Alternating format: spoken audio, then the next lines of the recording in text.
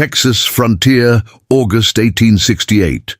The morning sun cast long shadows across the blood-soaked canyon when Comanche hunter Flint Wolftracker heard the ravens calling to something hidden beneath the massive grizzly carcass he never expected to find. A white woman, still breathing under 2,000 pounds of dead bear, clutching a broken rifle and a locket that would change both their destinies forever. The smell hit Flint Wolftracker before he saw the carnage. Iron and sulfur mixed with the sweet rot of death, carried on the hot Texas wind through Devil's Canyon.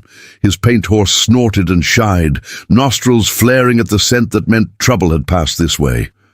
Flint dismounted in one fluid motion, moccasins silent on the rocky ground, as he approached what looked like a battlefield painted in crimson. 3 days of tracking the wounded grizzly had led him here, following blood drops and claw marks gouged deep into oak bark. The beast had been shot but not killed, turned into something far more dangerous than nature intended. A wounded bear was death walking on 4 legs, and this one had been massive even before rage consumed its final hours. The grizzly lay sprawled. Across a narrow section of the canyon floor, its dark brown fur matted with dried blood that had drawn every carrion bird for 20 miles. But something was wrong with the scene.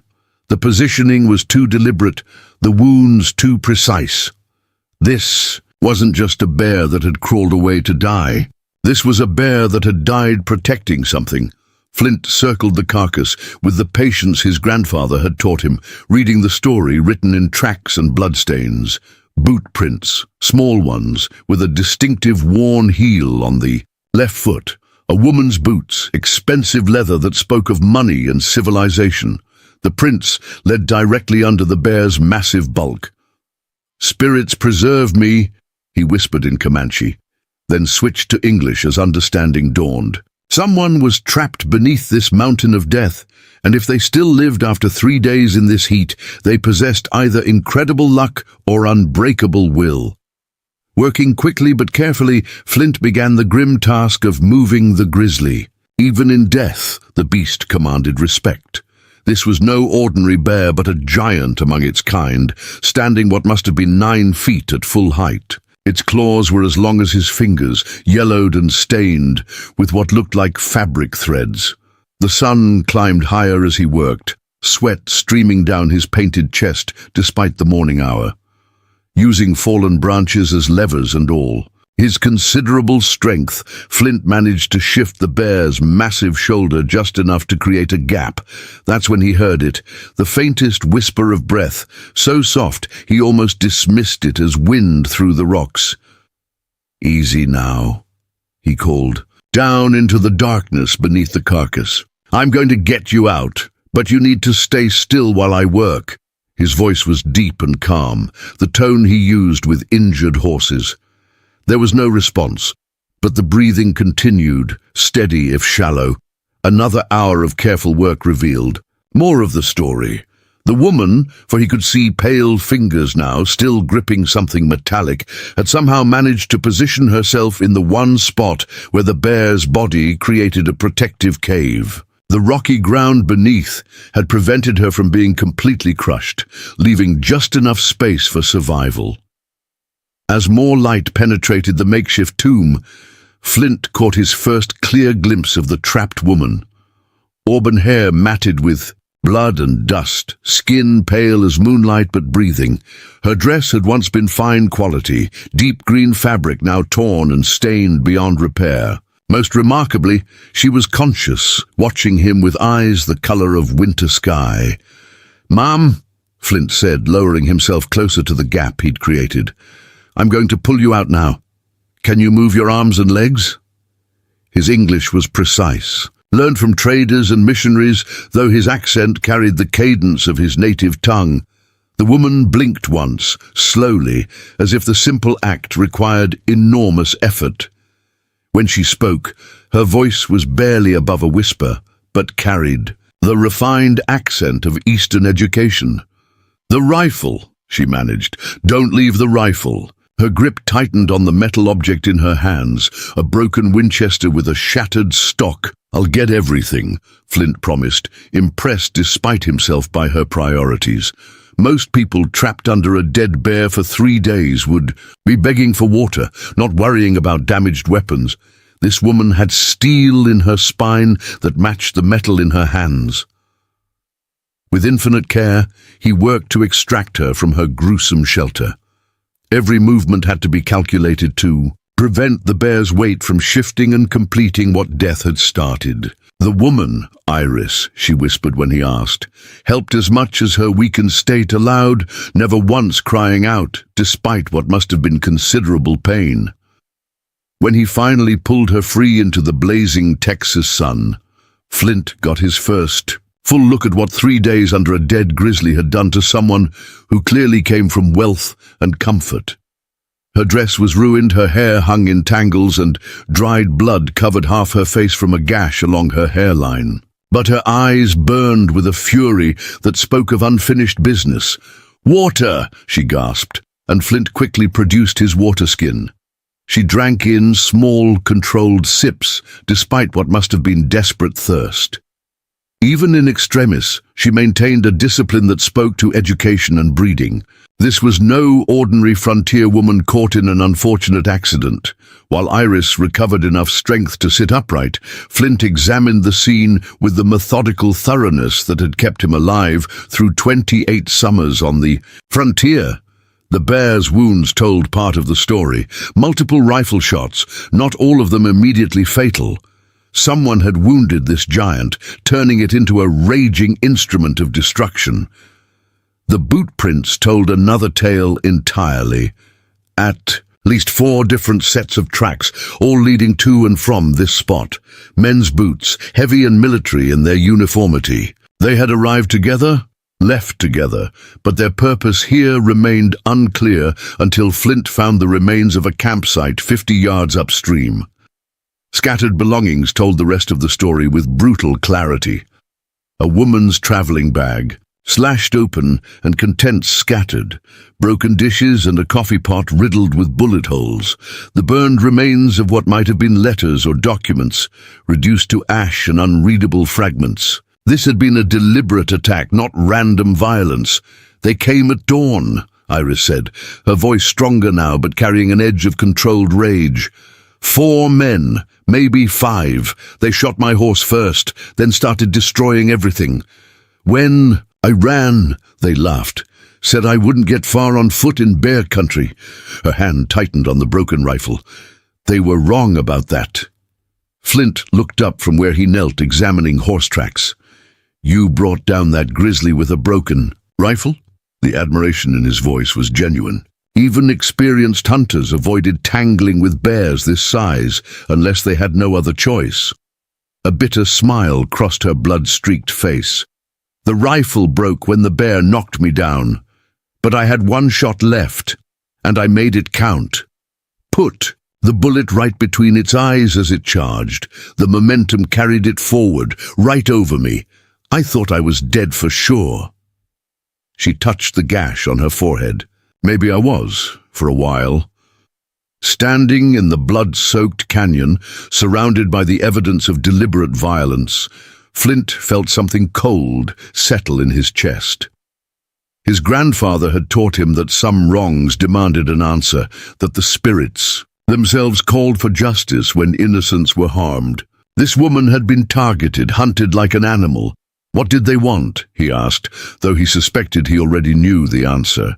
Men who destroyed belongings and burned papers weren't common thieves. They were looking for something specific, something valuable enough to justify attempted murder. Iris struggled to her feet, refusing his offered assistance with a pride that reminded him of his own people. "My husband was a federal judge," she said, each word carefully measured. "He was investigating corruption in the territorial government. Someone didn't want his findings to reach Washington." She gestured at the scattered ashes.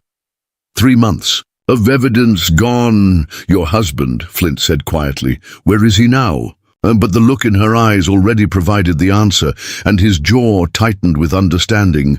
They murdered him 2 weeks ago in Fort Worth, made it look like a robbery gone wrong. Her voice remained steady, but her hands shook with more than physical weakness. I was taking his final report to the territorial capital when they found me. They knew exactly where I'd be, which road I'd take. Someone told them. The pieces clicked into place with the finality of a rifle bolt sliding home. This wasn't random frontier violence, but something far more dangerous. A conspiracy that reached into the highest levels of territorial authority.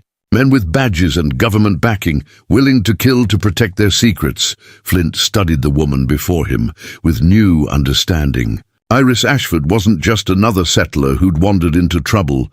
She was a widow, seeking justice for her murdered husband, carrying evidence that powerful men were willing to kill for. And now those same men thought she was dead, buried under a mountain of bear meat in an isolated canyon. "They'll come back," he said, scanning the horizon for dust clouds that might signal approaching riders. "When that bear starts drawing attention from other scavengers, they'll want to make sure you're truly dead. This place won't be safe much longer." His tactical mind was already working through options, escape routes, defensive positions. Iris nodded grimly. "I know. I've been expecting them for 3 days. Every sound, every shadow made me think this was finally the end." She looked down at her ruined dress, then up at him with determination, burning in those winter blue eyes. "But I'm not dead yet, and I still have work to finish." What kind of work? Though Flint suspected he already knew. The set of her jaw, the way she gripped that broken rifle, this was a woman prepared to fight, not flee. "The kind that requires blood," she replied simply. "They killed my husband, destroyed his life's work, and tried to murder me. In my family, we believe in settling debts." The refined Eastern accent couldn't disguise the steel beneath her words. "The question is whether you're willing to help me collect what's owed." Flint felt the weight of decision settling on his shoulders, like the burden his ancestors had carried into countless battles. His people understood the concept of justice, of debts paid in blood when words and law proved insufficient. But helping this white woman would mean declaring war against men with resources and authority. "You don't know me," he said carefully, studying her face for signs of the prejudice he'd encountered from most whites. "I'm Comanche. My people aren't exactly welcomed in your settlements. Helping you might make both our situations worse." It was a test as much as a warning. Iris met his gaze without flinching. "You pulled me out from under a dead bear when you could have simply ridden away. You gave me water when I was dying of thirst. You've treated me with more honor in 1 hour than those men showed in all their lives." She paused, choosing her words carefully. "I don't care about your people or mine. I care about right and wrong." The honesty in her voice struck something deep in Flint's chest. Here was a white woman who judged him by his actions rather than his blood, who spoke of honor in terms his grandfather would recognize. Such people were rare in either culture. "If I help you," he said slowly, "there's no going back. These men won't stop hunting us until we're dead, or they are. You're asking me to make enemies of people who could bring soldiers, marshals, maybe even cavalry." The weight of potential consequences hung heavy between them. Iris stood straighter, despite her obvious exhaustion. "I'm not asking you to fight my battles. I'm asking for a chance to fight them myself. Give me shelter until I heal. Help me reach people who can't be bought, and I'll handle the rest." Her grip shifted on the broken rifle. "I learned to shoot when I was 12. My father believed women should be able to protect themselves." Something in her tone, the way she held that ruined weapon like it was still dangerous, told Flint that Judge Ashford's daughter had absorbed more than just shooting lessons. This was a woman who'd been raised to fight for what was right, regardless of the cost. Around them, the canyon walls seemed to press closer as the sun climbed toward its zenith. Soon, this place would be unbearable, the dead bear drawing every scavenger for miles. They needed to move, but Flint found himself reluctant to leave without fully understanding what he was stepping into. "These men who killed your husband," he said, "they're not common outlaws. They're organized, connected, probably protected by people in authority. Going after them will be like attacking a rattlesnake's nest with a stick." His dark eyes searched her face for any sign of doubt or hesitation. "Good," Iris replied with a smile that held no warmth whatsoever. "Then they won't expect a dead woman and a Comanche hunter to come for them with fire and vengeance." She looked down at the dried blood on her hands, then back up at him. "My husband spent his life trying to bring justice through law and courts. They murdered him for it. Now we'll try a different kind of justice." Flint felt something shift inside him, a recognition that transcended the boundaries of culture and blood. This woman understood what his grandfather had always taught, that some evils could only be answered with force, that honor sometimes required violence, that justice and law were not always the same thing. "There's a hidden camp 2 days north of here," he said, decision crystallizing like frost on winter grass. "Sacred ground, where my people once gathered for ceremonies. It's protected by taboos even the cavalry respects. You can heal there while we plan how to make these men pay for what they've done." His voice carried the finality of an oath sworn. "Before the spirits." Iris nodded once, sharply, like a soldier acknowledging orders.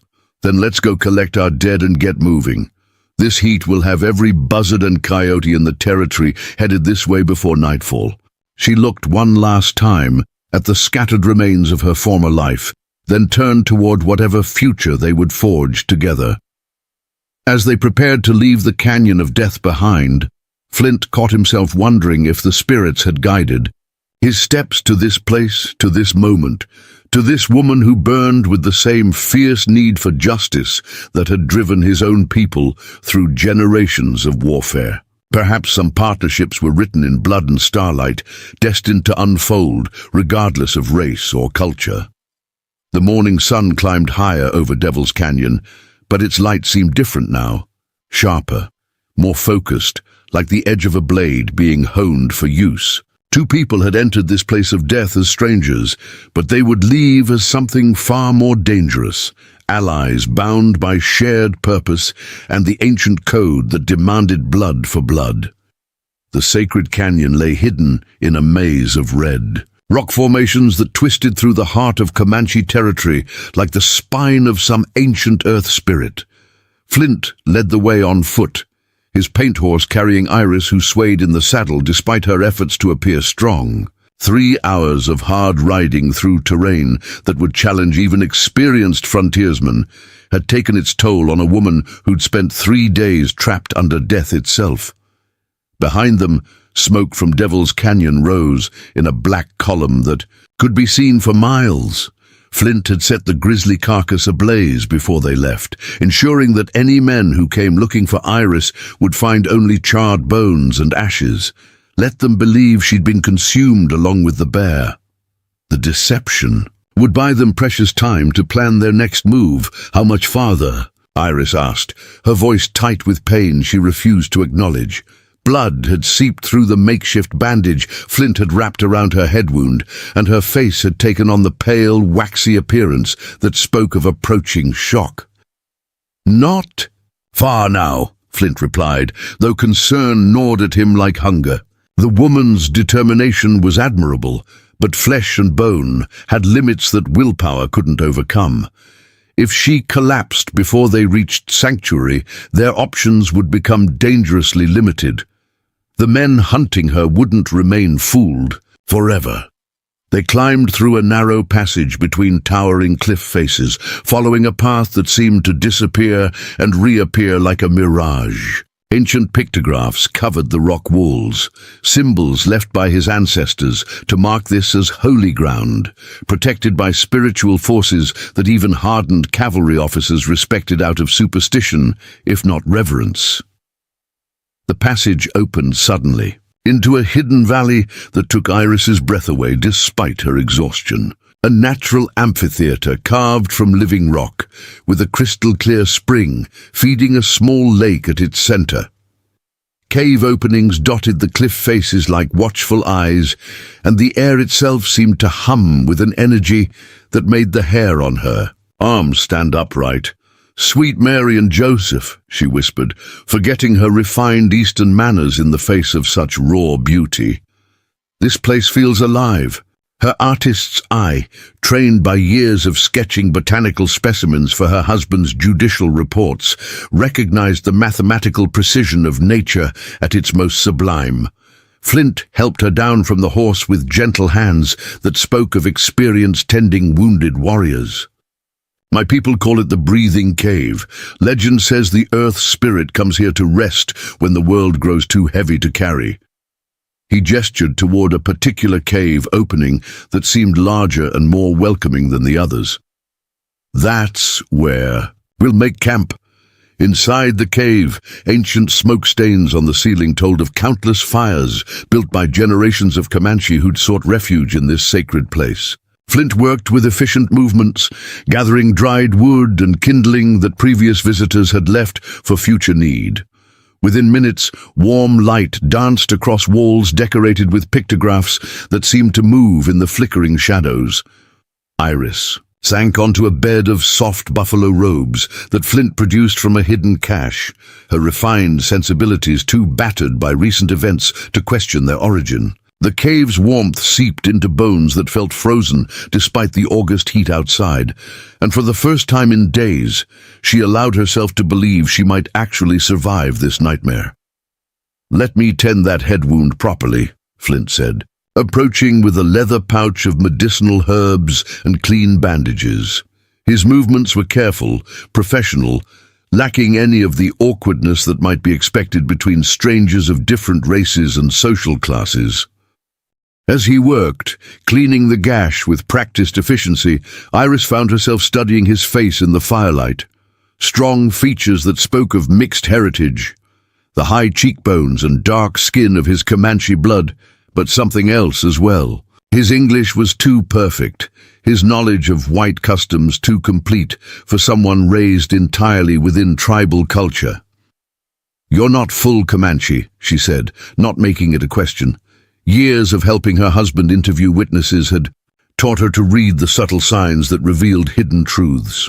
"Where did you learn to speak English like an educated man?" Her tone held curiosity rather than accusation. Flint's hands stilled for a moment before resuming their careful ministrations. "My mother was captured during a raid when she was 16. German settler named Catherine Weber. She never tried to escape, never spoke of her former life with anything but sadness." His voice carried old pain, carefully controlled. "She taught me her language alongside my father's. The revelation hung between them like smoke from the fire, heavy with implications neither chose to explore immediately." Iris understood now why Flint moved so easily between worlds, why he could track like a Comanche warrior but speak with the precision of a schoolmaster. He was a bridge between cultures that usually met only in violence. "What happened to her?" Iris asked softly, recognizing the weight of grief in his careful words. Loss called to loss across the barriers of race and custom, creating understanding. Where logic said none should exist, smallpox when I was 15. She died speaking German words I never learned to understand. Flint secured the new bandage with knots that wouldn't slip or bind. My father followed her to the spirit world within days, said his heart had no reason to keep beating without her voice to guide it. With her wound properly tended, Iris felt strength beginning to return to her body, if not her spirit. The constant throb of pain receded to manageable levels, allowing her mind to focus on more than mere survival. Around the cave's walls, pictographs seemed to tell stories of warriors and hunters, of battles won and lost, of justice sought and vengeance claimed. "Tell me about these men who killed your husband," Flint said, settling cross-legged beside, the fire with the fluid grace of someone equally comfortable on horseback or afoot. "If we're going to hunt them, I need to understand what kind of animals we're dealing with."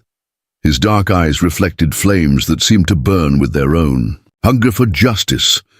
Iris stared into the fire, organizing thoughts that still felt scattered by trauma and exhaustion.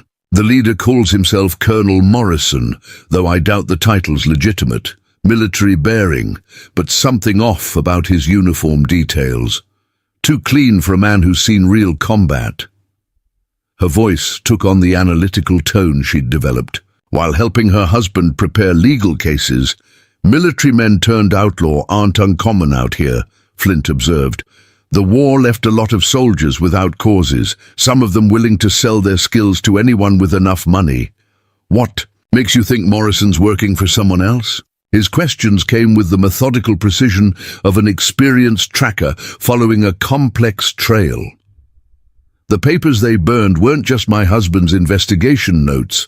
They were correspondence between territorial officials and mining companies, railroad interests, land speculators. Someone's been systematically corrupting the territorial government, buying judges and marshals, clearing the way for massive business deals." Iris's hands clenched into fists. James was close to exposing the whole network.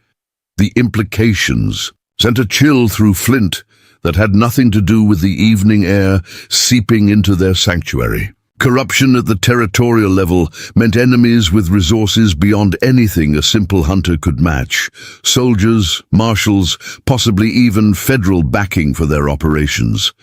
Yet something in Iris's determined expression told him she'd already considered these odds and found them acceptable. "How many men does Morrison have?" Flint asked, his tactical mind automatically assessing the challenges they would face. Years of hunting both animal and human prey had taught him that successful vengeance required careful planning, not blind rage. I saw at least 6 during the attack on my camp, but there could be more. They were well-armed, disciplined, working together like soldiers rather than common bandits." Iris touched the spot where her wedding ring had once resided, now lost somewhere in the chaos of the bear attack. They knew exactly what they were looking for, exactly where to find it. Flint nodded grimly. Professional killers were far more dangerous than desperate outlaws, but they also had predictable weaknesses. Military training created patterns of behavior that could be exploited by someone who understood how such men thought and moved. "Your husband's investigation," he said carefully. "Did he uncover specific names? People we could target to send a message to the larger organization?" The question carried weight beyond its simple words, the difference between random violence and strategic warfare. Iris's eyes took on a predatory gleam that transformed her refined features into something almost feral. "Judge Marcus Whitmore, of the Territorial Court, Marshal Thomas Crawford, who's supposed to enforce federal law, and at least 3 members of the Territorial Legislature. James had documentation proving they'd all taken money from the Consolidated Mining Syndicate." Her voice dropped to a whisper that somehow carried more menace than shouting. "He also had evidence that they'd arranged other convenient deaths." The pieces of a larger puzzle began forming in Flint's mind, a picture of systematic corruption that reached from territorial capitals to remote frontier settlements. Men like Morrison were just the visible edge of something far more dangerous, a network of power and greed that would kill anyone who threatened their profits. "We can't take them all at once," Flint said, thinking aloud as he studied the cave's ancient walls. "But we don't have to. Cut the head from a snake and the body dies. Remove the right people and the whole network might collapse." His fingers traced patterns in the dust, sketching rough maps and battle plans. Iris leaned forward, her exhaustion temporarily forgotten as strategy took precedence over physical discomfort. "Whitmore is the key. He's been signing orders that clear disputed land claims, overturning previous rulings that protected small farmers and ranchers. Remove him and dozens of illegal acquisitions become void." Her legal training showed in the precision of her analysis. "A territorial judge won't be easy to reach," Flint warned. Men like that surround themselves with protection, stay in well-guarded buildings, travel with escorts. He'd seen enough of civilization's power structures to understand their defensive measures. Unless you know their weaknesses. Iris's smile held no warmth, only the cold calculation of someone who'd spent years observing the habits of powerful men. Whitmore has a gambling problem and a weakness for young women. Every Friday night, he visits a particular establishment in Santa. Faye, always alone, always predictable. Her voice carried the certainty of someone who'd done extensive research. Flint felt something cold and practical settle in his chest, the hunter's instinct that had kept him alive through countless dangerous situations. Before we jump back in, tell us where you're tuning in from, and if this story touches you, make sure you're subscribed, because tomorrow I've saved something extra special for you. You're talking about assassination, not justice. There's a difference between fighting in battle and murder in the shadows. The distinction mattered to him in ways that went beyond mere morality. Is there? Iris challenged. They murdered my husband from ambush, burned evidence that could have saved lives, tried to kill me without trial or hearing. Where was justice in any of that? Her eyes blazed with righteous fury. Sometimes the only justice available is the kind you take with your own hands. The fire crackled between them as both contemplated the path they were choosing. Around the cave walls, ancient pictographs seemed to watch their deliberations with the patient wisdom of ancestors who'd faced similar choices between law and justice, between survival and honor. If we do this, Flint said slowly, there's no going back to the life you knew before. You'll be a wanted woman, hunted by every lawman and bounty hunter in the territory. Is your husband's memory worth that price? The question needed asking, even though her answer seemed predetermined. Iris was quiet for so long that Flint began to wonder if exhaustion had finally claimed her consciousness. When she spoke, her voice carried the weight of absolute certainty. James used to say that evil prospers when good people choose comfort over courage. He died because he chose courage. I won't dishonor his sacrifice by choosing comfort now. Something in her tone, the way she held her battered body with unbending pride, reminded Flint powerfully of his grandmother, a woman who'd endured the loss of 3 sons in battle, yet never stopped fighting for what remained of their people. Such strength was rare in any culture, precious beyond measure when found. Then we'll need weapons, supplies, information about our target's movements and habits. Flint's voice took on the practical tone of someone committed to a course of action. I have contacts in Santa Fe, people who owe me favors or share our interests in seeing corrupt officials removed. The network of obligations and alliances that governed frontier life extended across all racial boundaries. I have something better than contacts, Iris said, producing a small leather journal from inside her torn bodice. James kept detailed notes on everyone he investigated, their schedules, their weaknesses, their secrets. Everything we need to destroy them systematically. She held the journal like a sacred text. The only thing that survived the fire at my camp, outside their sanctuary, night had fallen across the hidden valley with the sudden completeness that marked high desert country. Stars blazed overhead with an intensity that city dwellers never witnessed, and somewhere in the distance a wolf howled its loneliness to the uncaring sky. Rest now, Flint said, banking the fire for the night. Tomorrow we begin planning in earnest. Tonight, let your body heal while it can. He moved to the cave entrance, settling himself where he could watch for any signs of pursuit while remaining hidden from outside observation. Iris pulled the buffalo robes closer around her shoulders, grateful for their warmth and the security they represented. Flint, she said softly, why are you helping me? You could have left me under that bear, ridden away, avoided all this trouble. The question had been nagging at her since their escape from Devil's Canyon. The Comanche hunter was quiet for so long, she thought he might not answer. When he spoke, his voice carried the weight of old pain and older wisdom. Because some debts transcend blood and tribe, because your husband died fighting the same kind of men who've been stealing from my people for generations, because sometimes the spirits put you exactly where you need to be, whether you understand it or not. His words hung in the air between them, heavy with truth and possibility. Two people from different worlds, brought together by tragedy and bound by shared purpose. In the morning, they would begin planning a war against corruption that reached to the highest levels of territorial power. But tonight, in the sacred silence of the breathing cave, they were simply two wounded souls who'd found unexpected allies in each other. The pictographs on the walls seemed to approve, ancient warriors nodding their blessing on a partnership that honored the old ways of justice. The fire settled into glowing coals as exhaustion finally claimed Iris's consciousness. Flint maintained his vigil, watching over the woman who'd become his responsibility and his cause.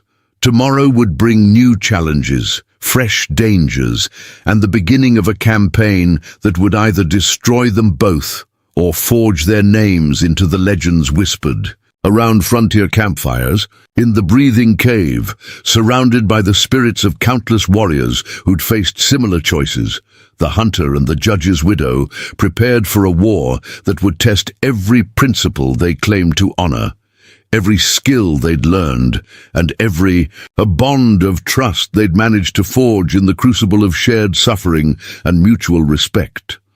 5 days in the sacred cave had transformed Iris Ashford from a broken woman into something far more dangerous. The gash on her forehead had healed to an angry red line that she wore like a battle scar, and the haunted look in her winter blue eyes had crystallized into cold determination.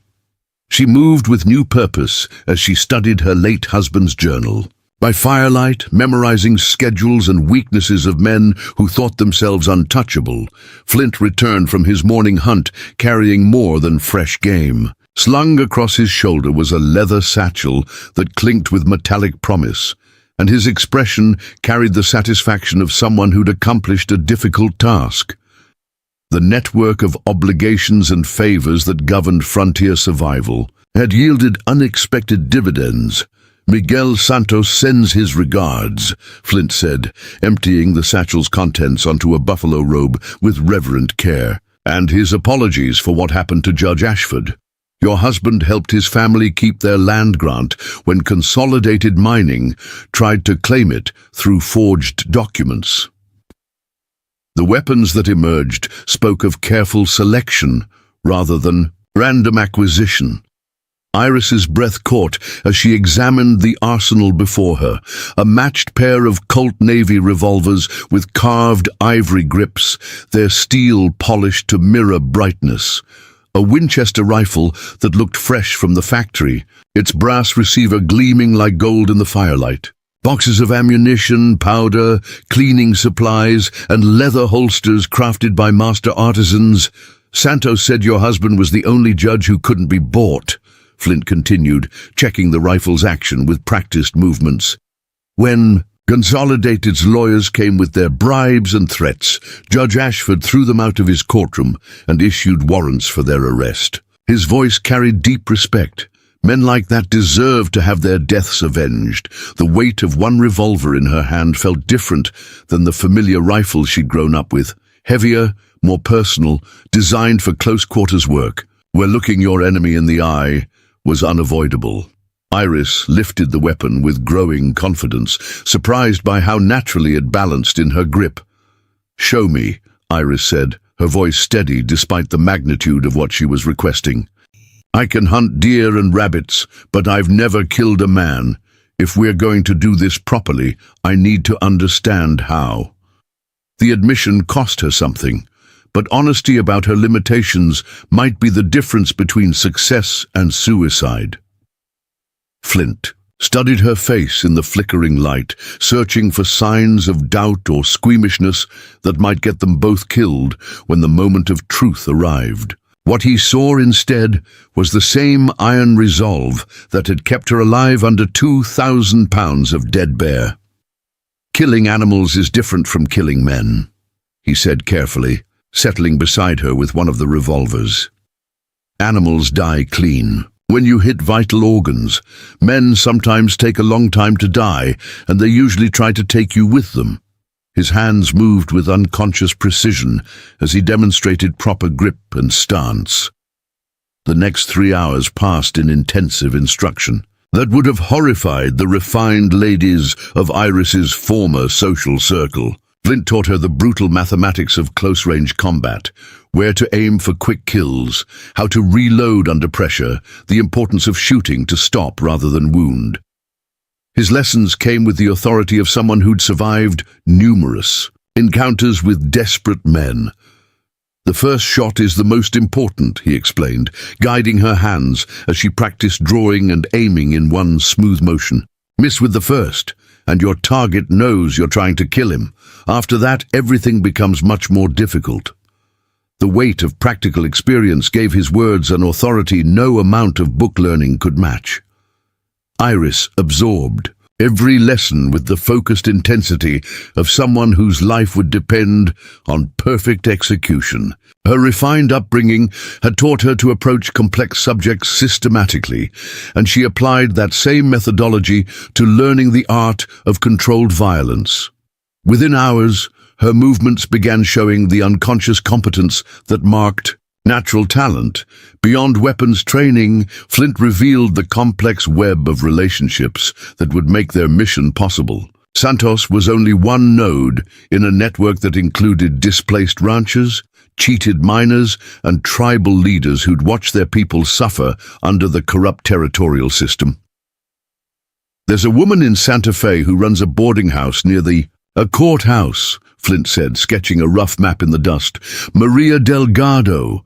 Her son was killed by Morrison's men when he tried to file a mining claim that conflicted with Consolidated's interests. His finger traced routes through the territorial capital's streets. She provides information about judges' schedules, martial movements, who's meeting with whom. The intelligence network that emerged from Flint's descriptions was more sophisticated than anything Iris had imagined possible. Washerwomen who listened at windows, stable boys who noted which officials met secretly, bartenders who remembered conversations between corrupt marshals and mining company representatives. The frontier's invisible people had been watching and remembering.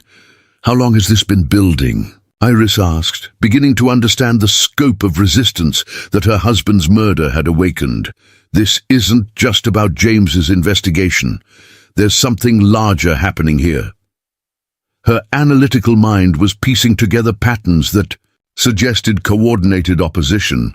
Flint's smile held grim satisfaction. Your husband wasn't the first honest official they've killed, just the most prominent. People have been waiting for someone with the legal knowledge and social standing to pull everything together. He met her gaze directly. They've been waiting for you, Iris. You just didn't know it yet. Judge Whitmore's Friday night routine had been documented with the precision of a military intelligence report. Maria Delgado's network had provided detailed observations of his movements, his preferences, even the specific room he preferred at Rosa's establishment on the outskirts of Santa Fe. The information painted a picture of a man whose vices had made him predictably vulnerable. He arrives at 9, stays until midnight, always leaves through the back entrance to avoid being seen by respectable citizens, Iris read from the intelligence report. Drinks expensive whiskey, prefers blonde women, and carries a derringer in his vest pocket, but never in a position where he can draw it quickly. The clinical details felt strange coming from her refined lips. Flint studied the layout of the building that Maria's people had sketched with amateur but accurate hands. 2-story structure, stairs at the back, only one way in or out of his preferred room. Good for privacy, terrible for security. His tactical assessment came with the confidence of someone who'd planned numerous raids. If we time it right, we can be gone before anyone realizes what happened. The plan that emerged from their discussions was elegant in its simplicity. Iris would pose as one of Rosa's girls, using her refined manners and obvious breeding to intrigue a judge who thought himself superior to common prostitutes. Once alone with Whitmore, she would confront him with evidence of his crimes before delivering justice with her own hands. "Are you certain you can do this?" Flint asked, not questioning her courage, but acknowledging the psychological toll of deliberate killing. Once you pull that trigger, there's no undoing it. The woman who walks out of that room won't be the same one who walks in. His voice carried understanding of transformations that violence could inflict. Iris touched the healing scar on her forehead, remembering the weight of dead bear and the men who'd left her to die. "The woman I was died under that grizzly," she said with quiet certainty. "What emerged is someone who understands that some evils can only be stopped with blood." Her hand rested naturally on the grip of her new revolver. Maria Delgado's boarding house became their staging ground, a place where Iris could transform from frontier survivor into sophisticated seductress. The older woman, weathered by years of frontier hardship and driven by grief for her murdered son, took fierce pleasure in preparing weapons for the judge's destruction. "Men like Whitmore think they understand women," Maria said, applying cosmetics with expert hands to hide the scar on Iris's forehead. "They see what they want to see: beauty, helplessness, availability. They never look deep enough to see the steel underneath." Her fingers worked with the precision of someone who'd helped many women adopt disguises for survival. The dress Maria provided was a masterpiece of calculated appeal, expensive enough to suggest quality, revealing enough to distract, but not so obvious as to trigger suspicion. Iris barely recognized herself in the cracked mirror, transformed from widow to weapon in silk and perfume.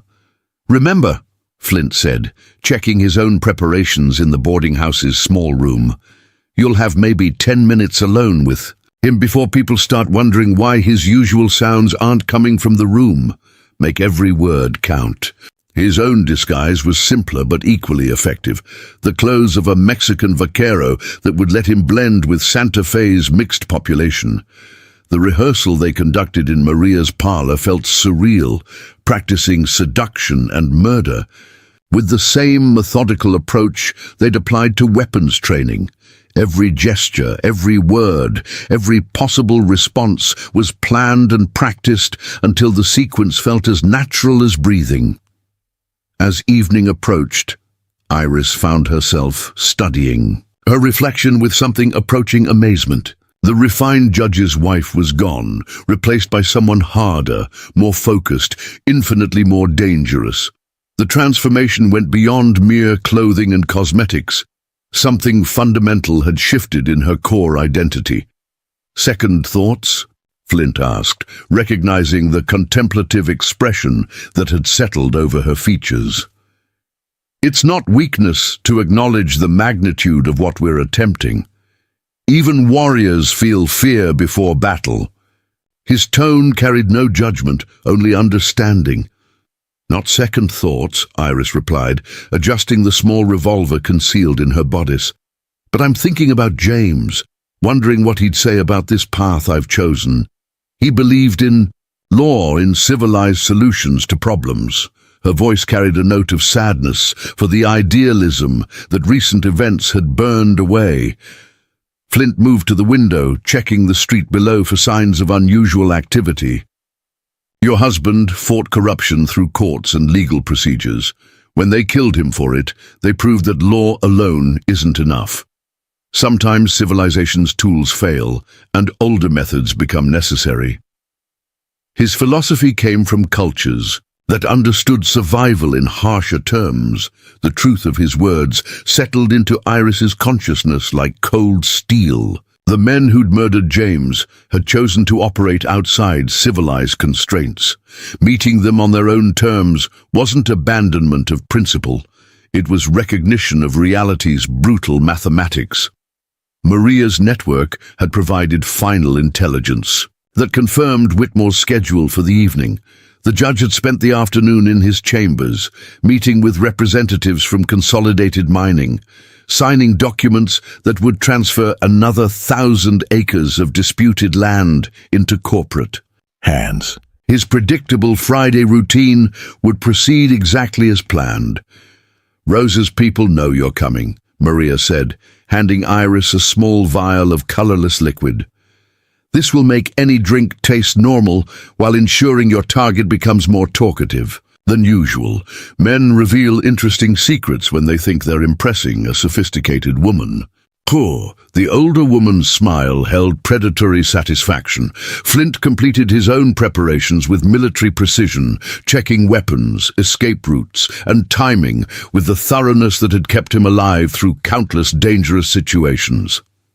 His role was crucial but secondary, providing security, while Iris handled the primary objective. "After tonight, everything changes," he said, meeting her gaze in the mirror's reflection. "Win or lose, we'll have declared war on the entire corrupt system. They'll come for us with everything they have." His warning came without suggestion that they should reconsider. Iris stood, testing the balance of concealed weapons and the freedom of movement her disguise allowed. "Then we'd better make sure we win," she replied with a smile that held no warmth whatsoever. "James always said that justice delayed is justice denied. Tonight, we stop delaying." Her transformation from victim to avenger was complete. The September evening settled over Santa Fe with the golden light that marked autumn's approach. In Maria Delgado's boarding house, two people who'd been strangers a week earlier prepared to launch a campaign of vengeance that would either destroy them or reshape the balance of power throughout the territory. Outside, the normal sounds of frontier settlement life continued. Horses' voices, the distant sound of a guitar played in some cantina.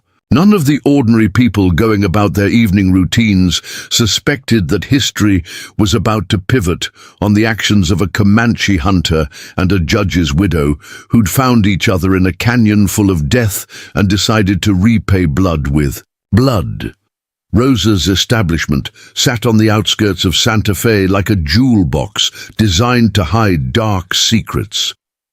Oil lamps cast warm light through red curtains, while piano music drifted into the September night, creating an atmosphere of sophisticated vice that attracted the territory's most powerful men. Iris approached the ornate front entrance with the confident stride of someone who belonged in such places, her transformation so complete that even she barely recognized the refined widow she'd once been.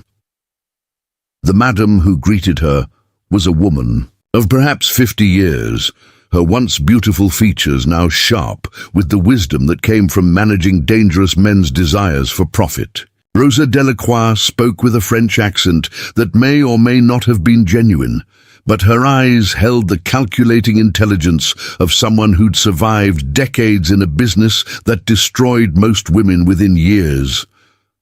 "Ah, you must be Celeste," Rosa said, using the name Maria had arranged for Iris's disguise. "Maria spoke very highly of your discretion and education. Judge Whitmore specifically requested someone who could discuss literature and philosophy." Her smile held knowing amusement. Men of his position often crave intellectual stimulation along with their other appetites. Iris nodded gracefully, settling into the role she'd rehearsed with Maria's coaching. "I find that powerful men often feel isolated by their responsibilities. They hunger for conversation with someone who can appreciate the weight of important decisions." The words came naturally, drawing on years of social functions, where she'd observed the loneliness that drove wealthy men to seek validation from strangers. Rosa led her through elegantly appointed rooms where other women entertained clients. With varying degrees of subtlety, the establishment was clearly expensive, catering to men who could afford privacy and discretion along with their pleasures. Everything was designed to make powerful clients feel secure, untouchable, beyond the reach of ordinary consequence. Whitmore arrives promptly at 9 and prefers the blue room on the second floor, Rosa explained, climbing stairs covered with thick carpet that muffled their footsteps. He's particular about his whiskey, paranoid about his privacy, and suspicious of new faces. Your job is to make him feel that meeting you was his idea. Her voice carried the authority of someone who'd orchestrated countless such encounters. The Keru Blue Room lived up to its name, with wallpaper and furnishings in various shades of azure and navy, creating an atmosphere of expensive taste that would flatter any man who thought himself sophisticated. Heavy curtains blocked outside view, while oil lamps provided intimate lighting that would make conversation feel private and confession seem natural. Iris examined every detail with the tactical awareness that Flint had trained into her. One entrance, sturdy door that could be locked from inside, windows that opened onto a narrow ledge overlooking the back alley where Flint would be waiting. The room's luxury was real, but it was also a trap that could work both ways. "He'll want to talk first," Rosa continued, adjusting the placement of crystal decanters on a side table. "Whitmore fancies himself a philosopher, someone who understands the deeper currents of territorial politics. Let him explain the world to you, ask intelligent questions, make him feel wise and important." The older woman's expression showed professional contempt for the vanity she exploited. The sound of carriage wheels on cobblestones announced Whitmore's arrival with the punctuality Rosa had promised. Through the window, Iris watched a well-dressed man emerged from an unmarked vehicle, looking carefully in both directions, before approaching the establishment's discreet rear entrance. Even from a distance, his movements radiated the confidence of someone accustomed to having his desires fulfilled without question.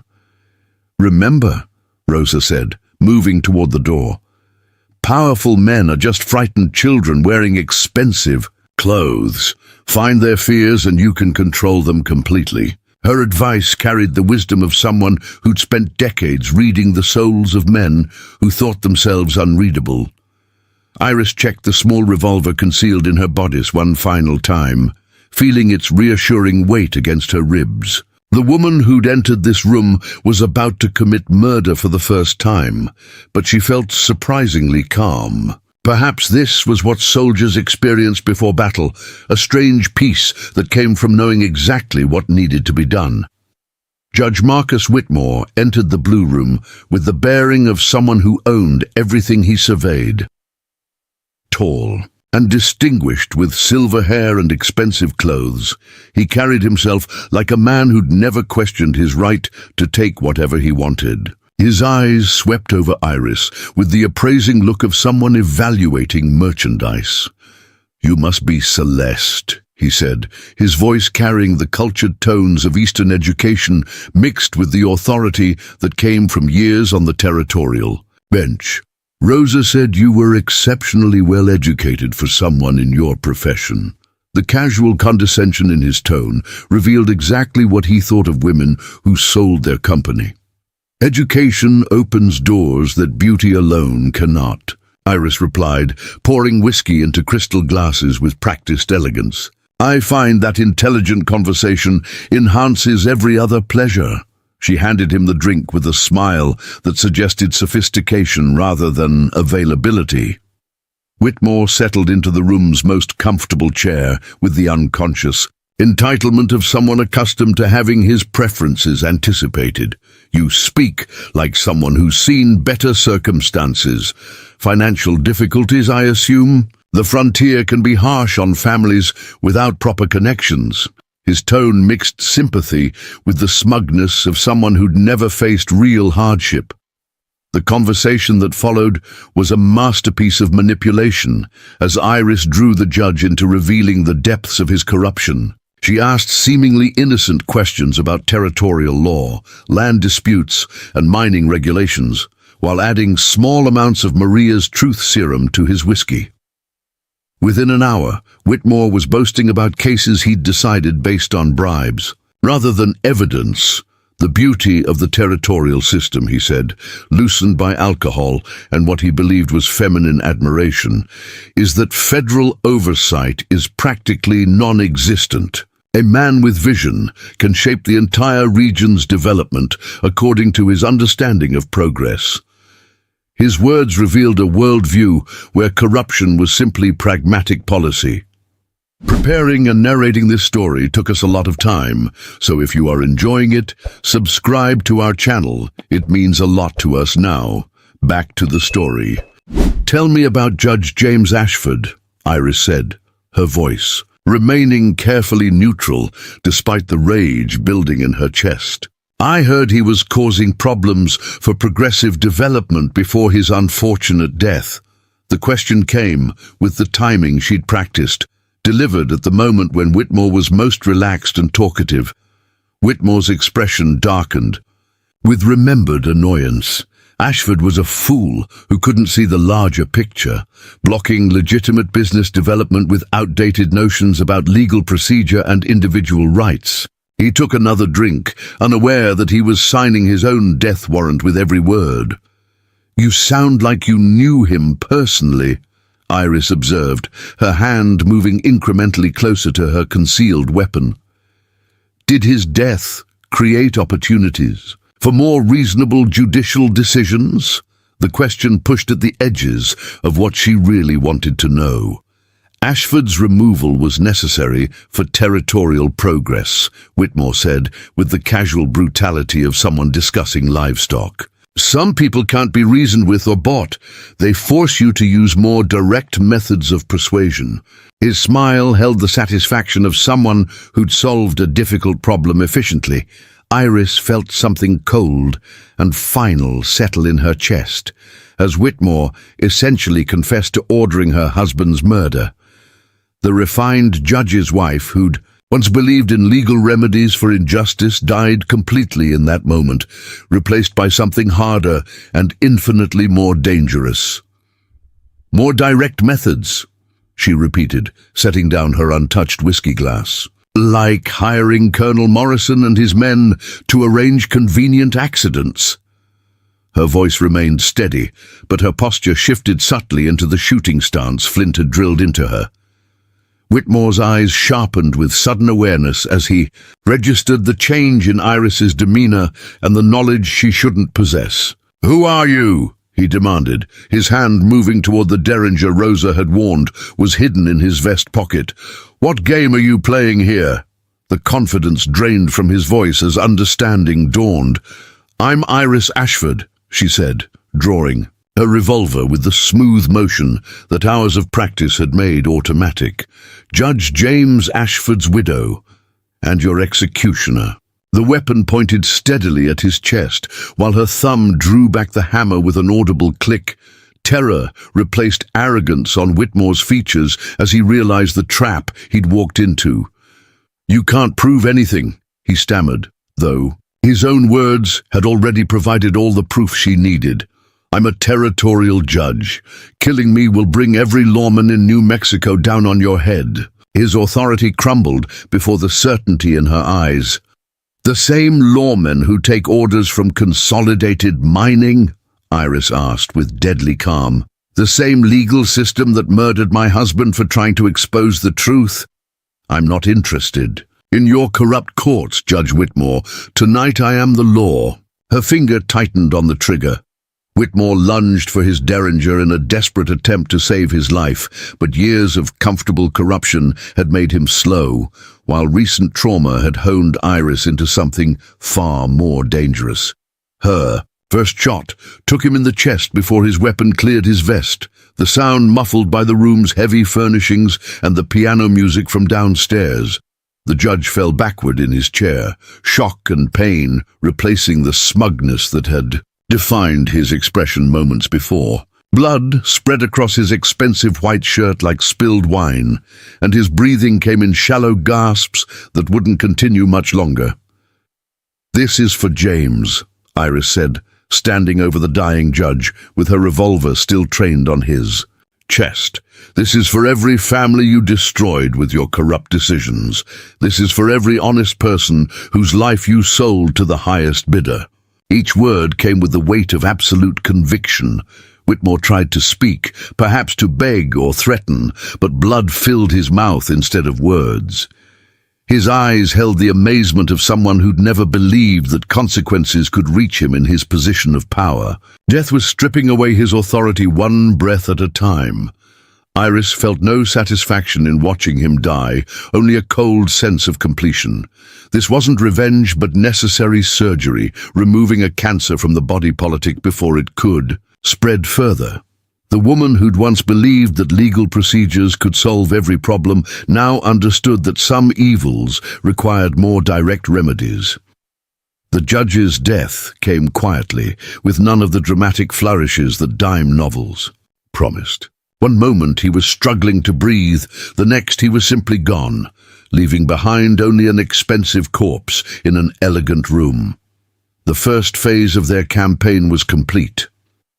Moving quickly but without panic, Iris retrieved the glasses they'd used and wiped away any evidence of her presence. Rosa's people would handle the body's disposal and create whatever story was necessary to explain the judge's disappearance.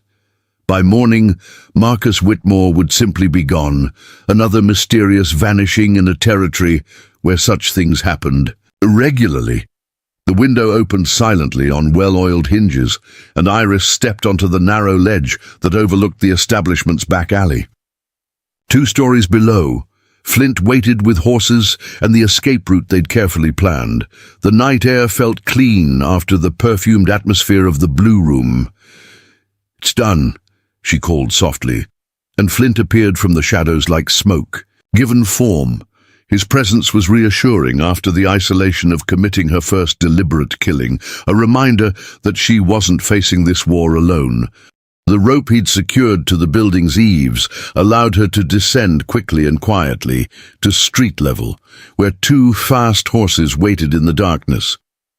Within minutes, they were riding through Santa Fe's back streets, following routes that Maria's network had scouted for exactly this purpose. "How do you feel?"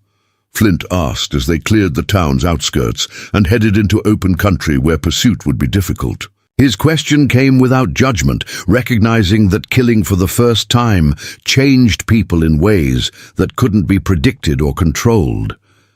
Iris considered the question seriously as they rode through moonlit landscape toward their next sanctuary. "Different," she said finally, "like I've crossed a line that can never be uncrossed, but not sorry. Whitmore was poison in human form, and the world is cleaner without him." Her voice carried the certainty of someone who'd found her true calling. Behind them, Santa Fe slept in ignorance of the transformation that had just occurred. The corrupt, territorial judge who'd sold justice to the highest bidder was gone, and his death would send ripples through the network of power that had seemed untouchable just hours before. They rode hard for the first hour, putting distance between themselves and any possible pursuit before settling into the steady pace that would carry them to their next hideout. The night was clear and cold, with stars blazing overhead like scattered diamonds on black velvet. "One down," Flint observed with grim satisfaction as they stopped to rest their horses beside a moonlit stream. But Whitmore was just the beginning. Morrison and his men will realize what happened once the judge disappears. They'll come hunting for us with everything they have. His warning came without suggestion that they should reconsider their course. Iris dismounted to let her horse drink, her movements confident despite the night's deadly work. "Let them come," she said, checking her weapons with the automatic precision that was becoming second nature. "We have more names on our list, and each death will make the survivors more frightened and desperate." Her transformation from victim to predator was complete. The sound of running water and their horses' quiet breathing filled the peaceful silence that surrounded them. It was hard to believe that an hour earlier she'd been committing cold-blooded murder in an elegant brothel room. The contrast between violence and tranquility felt surreal. "What's next?" she asked, though she already knew the answer from their previous planning sessions. Marshal Crawford was the logical second target, the corrupt lawman whose badge protected Morrison's operations and whose death would remove another pillar supporting the conspiracy. Flint studied the stars, with the automatic navigation skills of someone who'd spent his life reading the night sky. Crawford will be more difficult. He's suspicious by nature and surrounded by deputies who might not all be corrupt. We'll need a different approach, something that plays to his weaknesses rather than his schedule. His tactical mind was already working through possibilities. The night stretched ahead of them like an endless canvas on which they would paint their campaign of vengeance in blood and fire. Two people who'd been strangers a week earlier now rode as partners in a war that would either destroy the territorial conspiracy or kill them in the attempt. 3 days after Judge Whitmore's disappearance, the territorial capital erupted in barely controlled chaos. Federal marshals arrived on the morning train, their presence triggering a cascade of nervous meetings between officials who suddenly found themselves wondering if their own corruption might be discovered. Colonel Morrison's men patrolled Santa Fe's streets with the grim efficiency of soldiers searching for specific enemies rather than random troublemakers. Flint watched the increased activity from the bell tower of an abandoned mission church. Using a spyglass borrowed from Maria's extensive collection of useful items, the network of informants that had served them so well during the assassination now provided crucial intelligence about their enemy's response to Whitmore's elimination. Morrison's brought in at least 20 more men, he reported to Iris, who was cleaning weapons with the methodical precision of someone who expected to need them soon. They're not just looking for us anymore.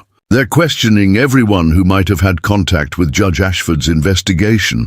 His voice carried concern for the innocent people being swept up in their war.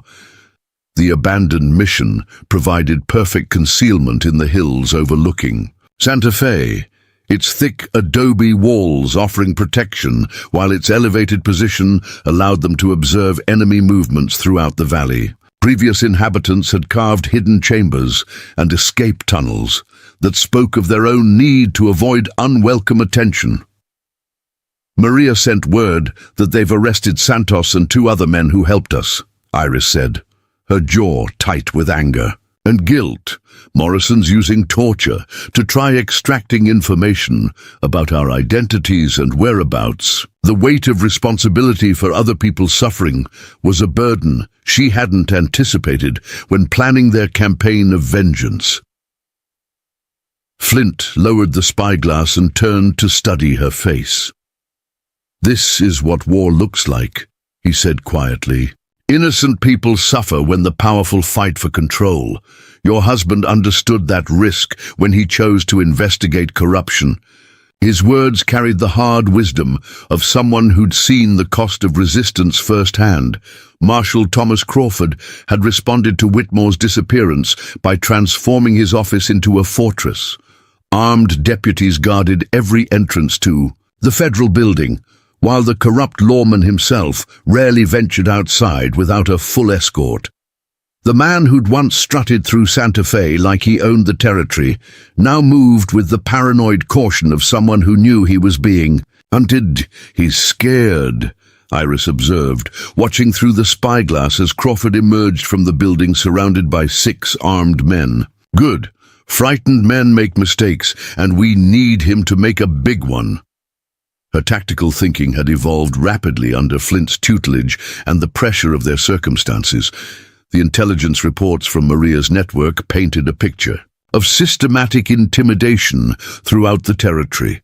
Morrison's men were visiting ranches, mining claims, and small settlements, making it clear that cooperation with any investigation would result in severe consequences. The message was brutally simple: submit or die. "They're trying to isolate us," Flint said, recognizing the strategy from his own people's experience with military campaigns.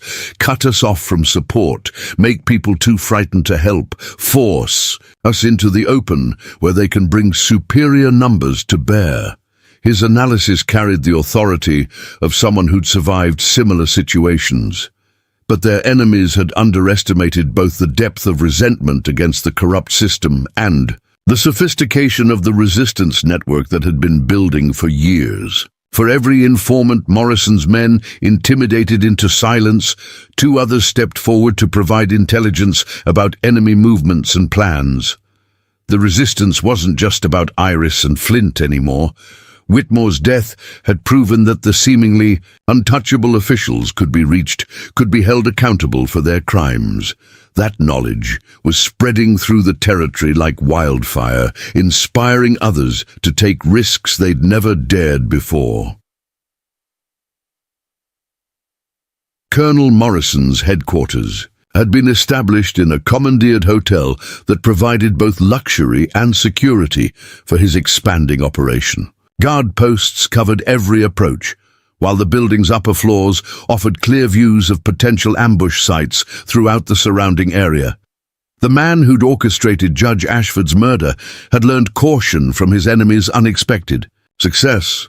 "He's treating this like a military campaign," Iris said, studying detailed sketches that Maria's people had provided of the hotel's defenses. Fixed positions, overlapping fields of fire, multiple escape routes. Morrison may be a killer, but he's also a professional soldier.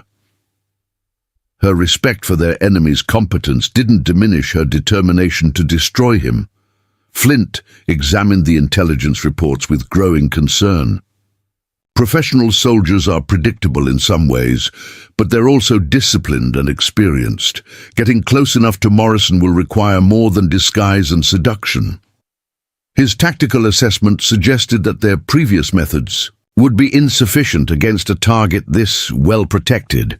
The reports also revealed disturbing information about Morrison's background and resources. The man wasn't just a hired gun, but a former Confederate officer who'd recruited other displaced soldiers into his organization. They weren't common outlaws, but trained military personnel with access to weapons and tactics that local law enforcement couldn't match.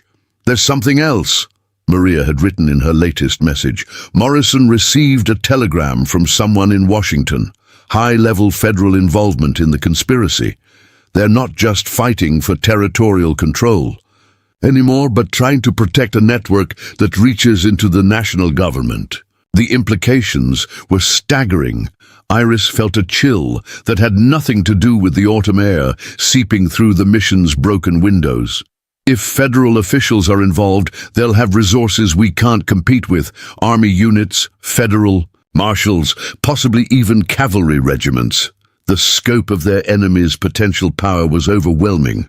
But Morrison's military background also provided opportunities for someone clever enough to exploit them. Professional soldiers followed patterns, relied on standard procedures, and could be manipulated if their opponents understood military psychology. Flint's experience fighting both with and against cavalry units gave him insights that might level the odds.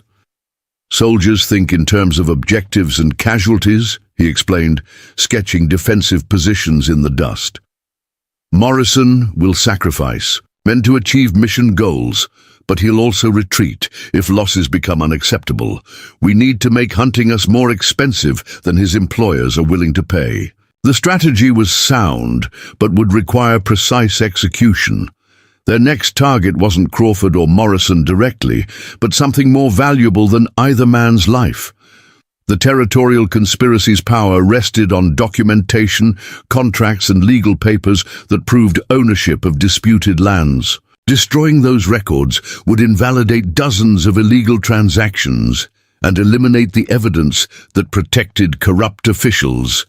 "The Territorial Records Office," Iris said, following Flint's logic to its inevitable conclusion. "Every fraudulent land deed, every forged document, every piece of paper that gives Consolidated Mining legal cover for their theft." Her lawyer's mind appreciated the elegant simplicity of attacking the enemy's bureaucratic foundation.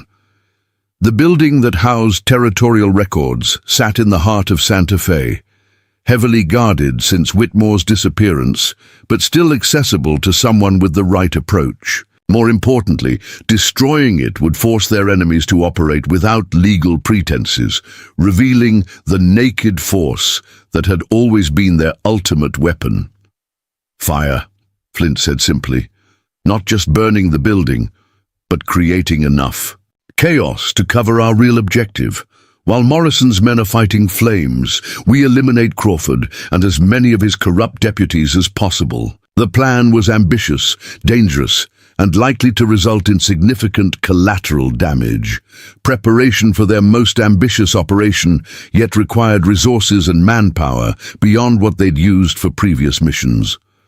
Maria's network expanded to include displaced miners, cheated ranchers, and tribal members who'd lost ancestral lands to the corrupt system. The resistance was becoming an army. 43 people have volunteered for the assault, Maria reported during a clandestine meeting in the mission's hidden chambers.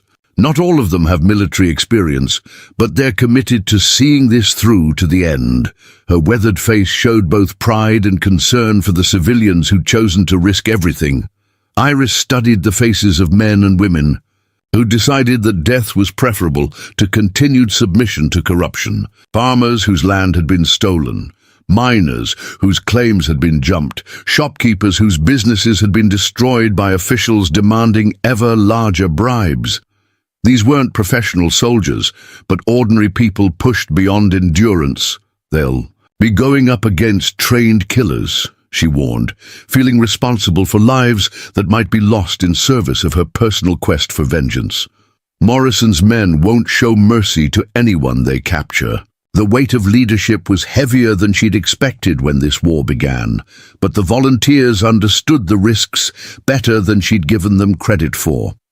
These were frontier people who'd survived Apache raids, droughts, floods, and economic disasters that would have destroyed softer populations. They knew exactly what they were risking and why it mattered. "Ma'am," said an elderly rancher named Sullivan, whose spread had been seized through forged documents, "we've been dying slow for years while these bastards sucked the life out of our territory. At least now we get to die fighting back." His words carried the grim satisfaction of someone who'd found purpose after years of helpless rage. October 15th, 1868, became a date that territorial historians would remember as the night the corrupt system finally faced organized resistance. Multiple fires erupted simultaneously across Santa Fe as Maria's network implemented a coordinated plan of destruction that had taken weeks to organize. The Territorial Records Office was the primary target, but burning buildings also appeared. At the courthouse, the mining syndicate's local headquarters, and the hotel where Morrison had established his command post. The fires weren't random vandalism, but calculated strikes against the infrastructure of corruption. Iris and Flint approached the records office through smoke and chaos that provided perfect concealment for their movements. The building's guards had been drawn away by fires at other locations, leaving only a skeleton crew to protect documents that represented millions of dollars in fraudulent transactions. "Remember," Flint said as they prepared to enter the building, "we're not here to kill clerks or guards who might be honest men just doing their jobs. Focus on the records and anyone who tries to stop us from destroying them." His moral code remained intact despite the violence they'd already committed. The interior of the records office was a maze of filing cabinets, document storage rooms, and clerk stations that contained the paper foundation of the territorial conspiracy. Thousands of land deeds, mining claims, court decisions, and legal contracts filled every available space with the accumulated debris of systematic theft. Working with desperate efficiency, they spread lamp oil throughout the building while sorting through documents to identify the most crucial records. Every fraudulent land transfer, every forged signature, every piece of evidence that protected corrupt officials was marked for priority destruction.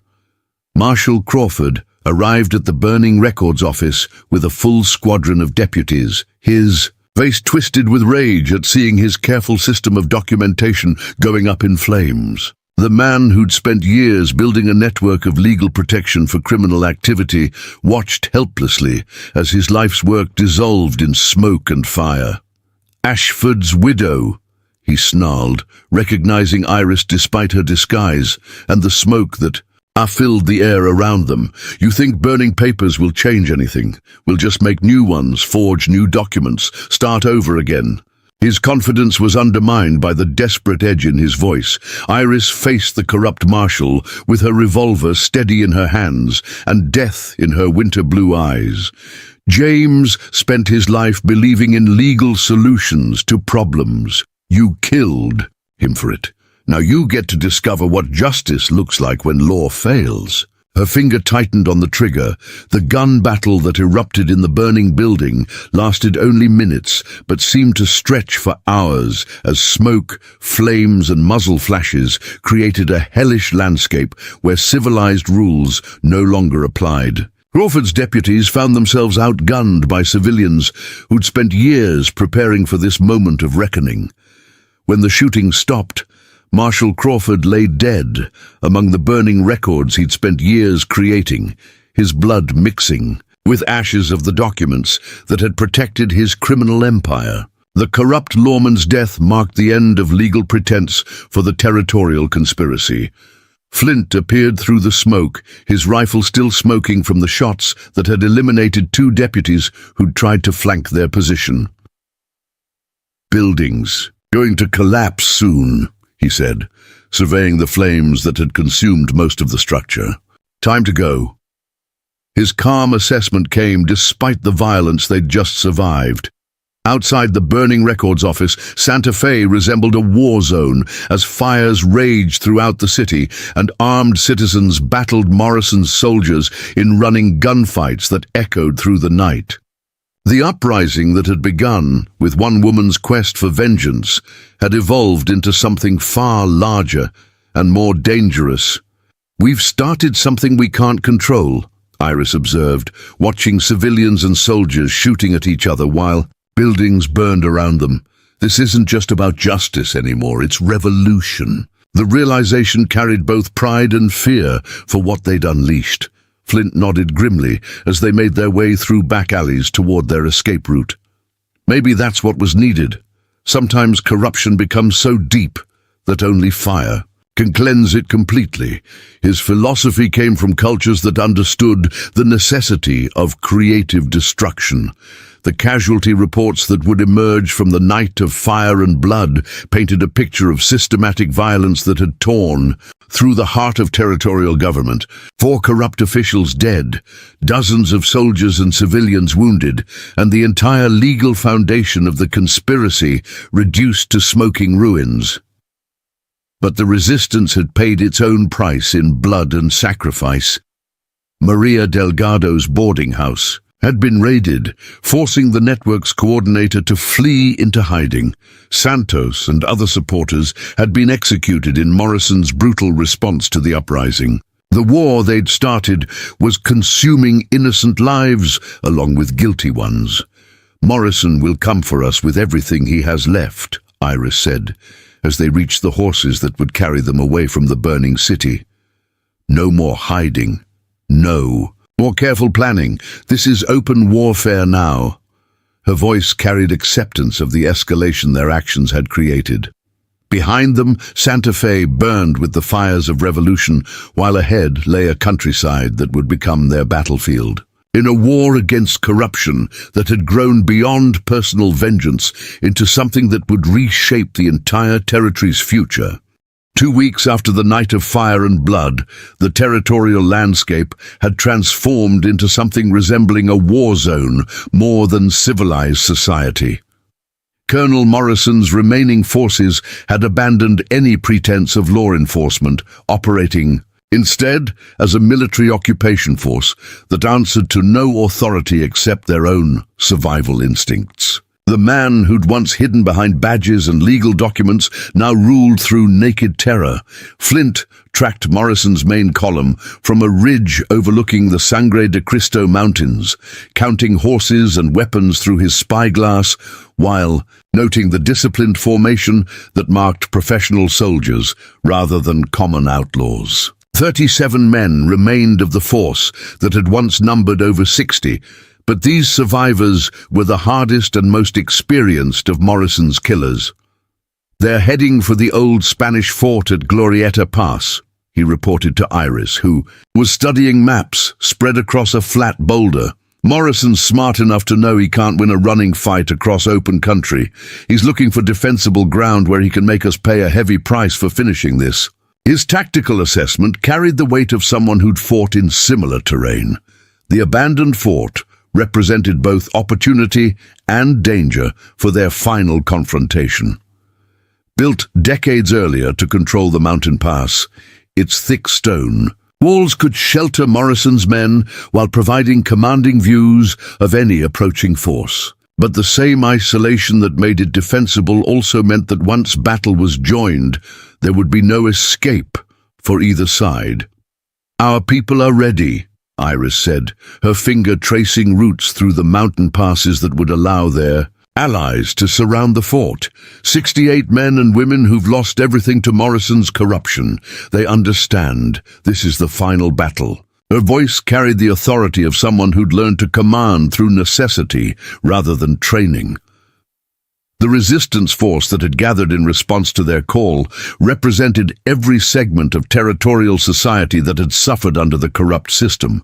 Displaced ranchers rode alongside tribal warriors, while former miners shared ammunition with shopkeepers whose businesses had been destroyed by official greed. Unity forged in shared suffering had created an army from disparate victims. The Spanish fort sat like a stone crown on the highest point of Glorieta Pass, its weathered walls bearing the scars of decades of frontier warfare. Apache raids, Mexican cavalry, and American expansion had all left their marks on the ancient stones, creating a monument to the violence that had shaped this harsh land. Morrison's men had spent 3 days preparing their defenses, using military, engineering skills to strengthen walls and create overlapping fields of fire that would turn any assault into a bloody nightmare. The colonel himself moved among his soldiers with the calm confidence of someone who'd chosen his ground carefully. "He knows we're coming," Flint observed from their concealed position in the rocks below the fort. "Look at how they've positioned those rifle pits, the way they're conserving ammunition and water. Morrison's planning for a siege, not a quick fight." His respect for their enemy's competence had grown throughout their campaign. But Morrison had made one crucial miscalculation in his choice of defensive positions. The fort's strength was also its weakness. Once surrounded, there was no escape route except through the main gate that faced directly into the valley where their enemies waited. Pride and military doctrine had led him into a trap of his own making. "The Apache used to call this place the Hill of Bones," said Joseph Crow Feather, one of 3 tribal warriors who joined their cause after losing family members to Morrison's. "Brutality. They say the spirits of everyone who died here still walk the walls at night, hungry for justice." His words carried the weight of cultural memory. Iris felt something cold settle in her chest as she studied the fort through Flint's spyglass. "Then tonight, they'll finally get it," she said, her voice carrying the finality of someone who'd traveled too far down a dark path to turn back. "Morrison's run out of places to hide, people to corrupt, innocent victims to sacrifice. This ends here." Her transformation from civilized woman to instrument of vengeance was complete.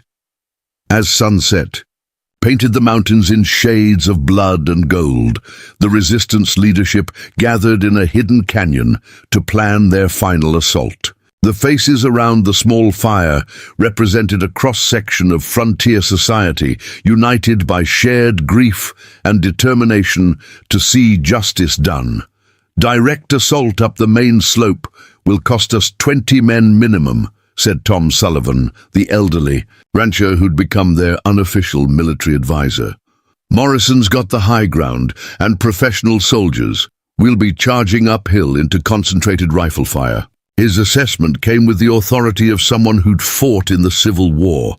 But Flint had studied the fort's construction with the eye of someone who'd spent years finding weaknesses in seemingly impregnable positions. The Spanish built it to defend against cavalry attacks from the valley floor. They never expected enemies to come from above. His finger traced a route up the cliff face behind the fort that looked impossible to casual observation. "You're talking about climbing a sheer rock wall in darkness while carrying weapons and ammunition," protested Maria, who'd emerged from hiding to coordinate supplies for the final battle. "Even if it's possible, one slip means death on the rocks below." Her concern came from genuine care for people she'd grown to consider family. Joseph Crowfeather examined the cliff face through the spyglass with the practiced eye of someone raised in mountain country. "My people hunted bighorn sheep on cliffs steeper than this. With ropes and someone who knows the routes, it can be done, but only by a few people, and they'll be trapped if something goes wrong." His offer to lead the climbing assault came without hesitation. The plan that emerged from hours of discussion was elegant in its complexity. While the main force created a diversion by attacking the front gate, a small team would scale the rear cliff and attack Morrison's men from behind. Success depended on perfect timing and the courage of people willing to risk everything on one desperate gamble. At midnight, Iris found herself following Joseph Crowfeather up a cliff face that seemed designed by malevolent spirits to kill anyone foolish enough to attempt its conquest. Rope burns on her hands, mixed with cuts from sharp rock edges, while the weight of weapons and ammunition made every movement a struggle against gravity and exhaustion.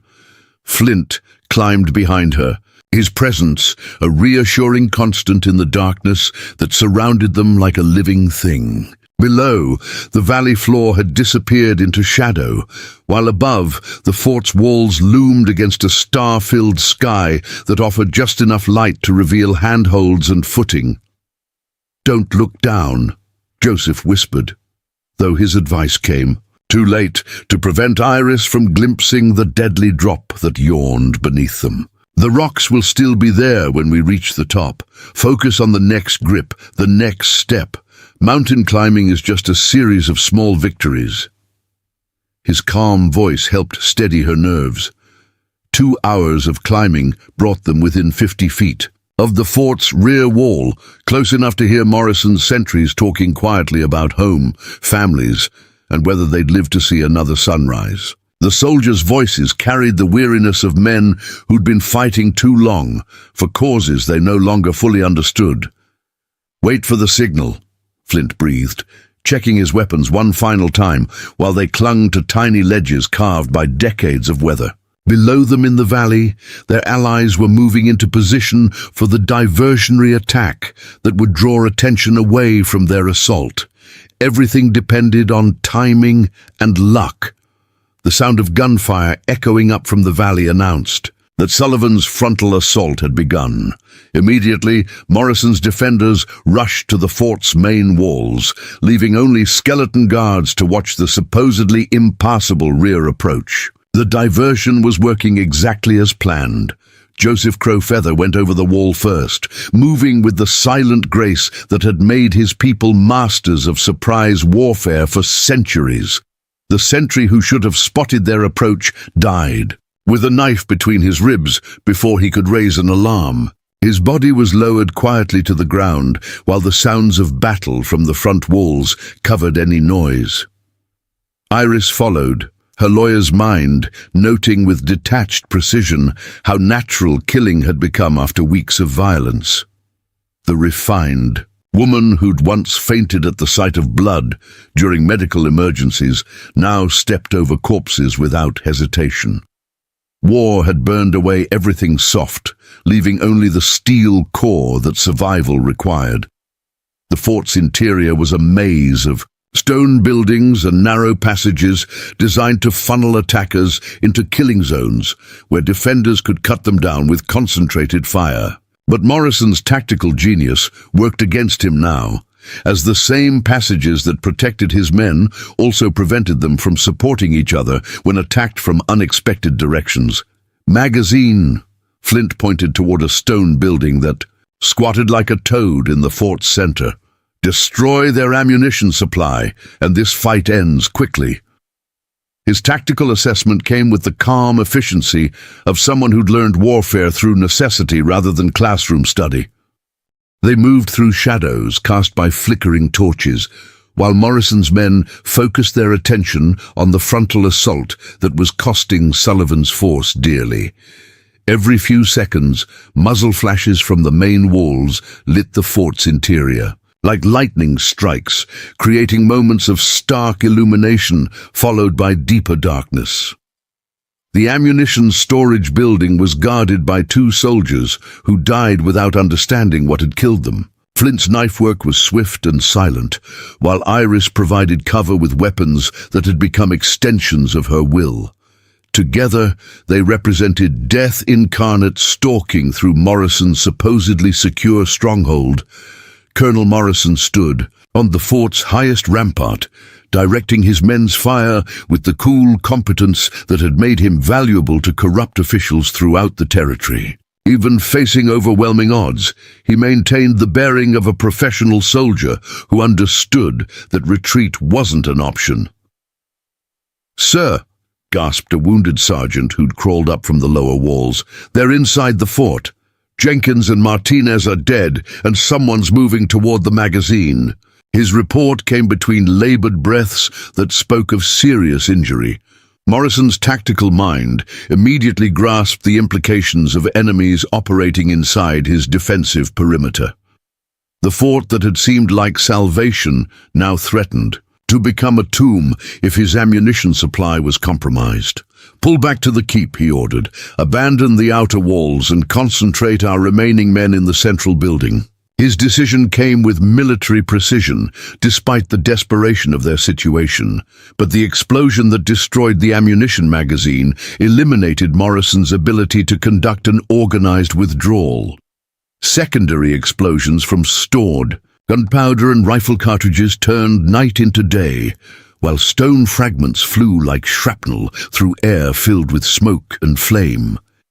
In the chaos that followed the explosion, Iris and Flint hunted Morrison's scattered soldiers with the methodical precision of wolves culling a herd. Years of corruption and casual violence had finally met their accounting, paid for in blood and terror by men who'd thought themselves untouchable. Morrison himself retreated to the fort's original chapel, a stone building that offered the best protection against the flames and explosions that had turned his stronghold into hell on earth. There, surrounded by religious imagery that mocked his lifetime of sin, he prepared for his final battle. The chapel door burst inward under Flint's shoulder, admitting the 2 people who'd become Morrison's personal demons over the past months. Iris entered with her revolver drawn and death in her winter blue eyes, while Flint flanked her with rifle ready and the cold satisfaction of someone settling old debts. "Judge Ashford's widow," Morrison said, recognizing her despite the smoke and destruction that had transformed her refined features into something harder and infinitely more dangerous. "I wondered when you'd finally come for me personally." His voice carried weary acceptance rather than fear. "You murdered my husband," Iris said, her weapon trained steadily on the man who'd orchestrated so much suffering throughout the territory. "You destroyed countless innocent lives for money. You turned law enforcement into organized crime." Each accusation came with the weight of absolute conviction. Morrison laughed bitterly, the sound echoing strangely in the stone-walled chapel. "Your husband was a fool who couldn't see that progress requires compromise. The territory needed development, needed outside investment to become more than a collection of hard-scrabble farms and failed mining claims." His justification rang hollow even to his own ears. "Progress built on theft and murder isn't progress," Flint said quietly. "It's just organized destruction wearing a respectable mask. My people learned that lesson when men like you explained why our land needed to be developed by better hands." His voice carried generations of bitter experience. The gunfight that erupted in the chapel lasted only seconds but seemed to stretch into eternity as muzzle flashes illuminated religious statues that watched with stone eyes. Morrison's military training served him well, but he was one man against two opponents who'd spent months preparing for exactly this moment. When the shooting stopped, Colonel Morrison lay dying among broken stone saints and shattered stained glass windows, his blood mixing with dust from centuries of frontier violence. The man who'd orchestrated Judge Ashford's murder breathed his last, with Iris standing over him like an avenging angel. "It's finished," she said, though her voice held no satisfaction, only the hollow exhaustion that followed the completion of a necessary but soul-destroying task. "James is avenged, the conspiracy is broken, and the corruption that poisoned this territory is finally dead." The word should have brought peace, but she felt only emptiness. Outside the chapel, the sounds of battle faded as Morrison's remaining men either fled into the mountains or surrendered to Sullivan's force. The resistance had won a complete victory, but the cost in blood and trauma would mark everyone who'd participated in this final confrontation. Flint placed a gentle hand on Iris's shoulder, recognizing the delayed shock that often followed intense combat. "You did what needed doing," he said quietly. "Your husband's death has been answered, and the people Morrison terrorized can finally live without fear." His words carried the comfort of someone who understood both victory and its price. Dawn was breaking over Glorietta Pass as they emerged from the chapel into a courtyard littered with the debris of their final battle. Smoke rose from burning buildings while their allies moved among the ruins, tending wounded and securing prisoners who'd chosen surrender over death. In the days that followed Morrison's death, the territorial government underwent a transformation that would have seemed impossible just months earlier. Federal investigators arrived to examine the evidence that Iris and her allies had preserved, leading to arrests and prosecutions that reached into the highest levels of official corruption. Consolidated Mining's territorial operations collapsed as their legal protections disappeared, along with the officials who'd provided them. Thousands of acres of stolen land reverted to their rightful owners, while mining claims that had been jumped through forged documents were returned to their original holders. 63 indictments so far, Iris reported to Flint as they sat in the garden of a small ranch they'd purchased with money recovered from Morrison's operations, including 2 federal judges, a territorial senator, and half the mining syndicate's board of directors. The legal system her husband had died trying to preserve was finally working as intended. The resistance network that had formed around their campaign evolved into a legitimate political organization dedicated to preventing future corruption. Maria Delgado became the territorial's first female deputy marshal, while Joseph Crow Feather was appointed to a commission overseeing Native American land rights. But victory carried its own burdens for those who'd paid the highest price to achieve it. Iris found herself struggling with nightmares and moments of profound emptiness that suggested her soul had been damaged by the violence she'd embraced. The woman who'd emerged from under a dead bear was gone, replaced by someone harder, but also more fragile. "Do you ever regret it?" she asked Flint one evening as they watched sunset paint the mountains in shades of gold and crimson. "All the killing, all the destruction we caused to get justice for James?" Her question came with the weight of someone questioning the choices that had defined her new identity. Flint was quiet for a long time, considering words that would carry truth without judgment or false comfort. "I regret that it was necessary," he said finally. "I regret that men like Morrison forced us to become killers to stop their killing, but I don't regret stopping them." His answer came with the wisdom of someone who'd learned to live with necessary violence. The ranch they'd built together became a symbol of something new in the territory, a place where different peoples could work together based on mutual respect rather than exploitation. Former resistance fighters found employment alongside displaced tribal members and honest settlers who'd lost everything to corruption. "We saved this place," Iris said, watching their mixed community of workers, preparing for the evening meal. Not just from Morrison's conspiracy, but from the hatred and division that men like him used to maintain power. Maybe that's worth what it cost us. Her voice carried fragile hope alongside old pain. 6 months after the Battle of Glorieta, past territorial newspapers reported the arrival of a new federal judge to replace the corrupt officials who'd been removed. Judge Sarah Mitchell brought a reputation for honesty and fairness that promised genuine legal reform throughout the region. Iris attended Judge Mitchell's first court session, sitting in the same gallery where she'd once watched her husband dispense justice to men who'd never expected to face consequences for their actions. The sight of honest law enforcement in action brought tears that she'd been unable to shed throughout their campaign of vengeance. "James would be proud," Flint said, offering her his arm as they left the courthouse together. "Not just of what we accomplished, but of how we're choosing to live with what we became." His words carried the promise of healing for souls scarred by necessary violence. Years later, territorial historians would write that the Ashford Rebellion marked the end of the corruption era and the beginning of genuine democratic governance in New Mexico. The conspiracy that had seemed unbreakable proved vulnerable too, ordinary people willing to risk everything for justice. But for Iris and Flint, the true victory wasn't political, but personal.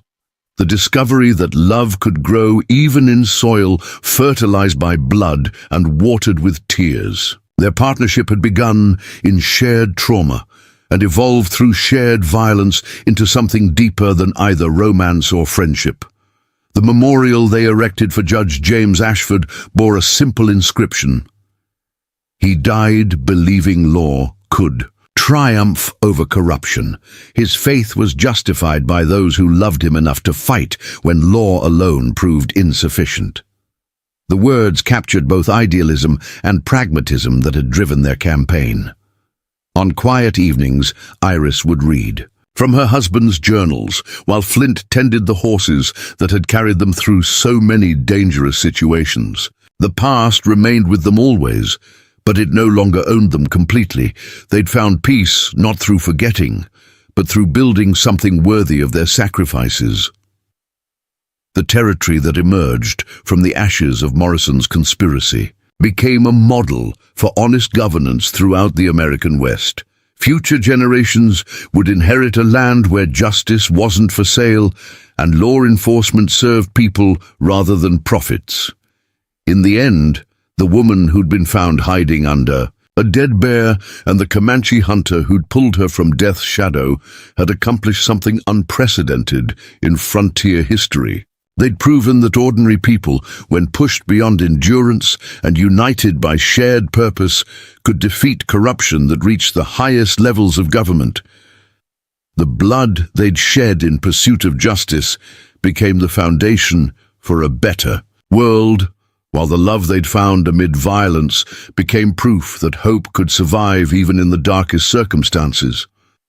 Their story would be remembered not just as a tale of vengeance, but as a testament to the power of people who refused to surrender their souls to despair. Up next, you've got 2 more standout stories right on your screen. If this one hit the mark, you won't want to pass these up. Just click and check them out, and don't forget to subscribe and turn on the notification bell so you don't miss any upload from us.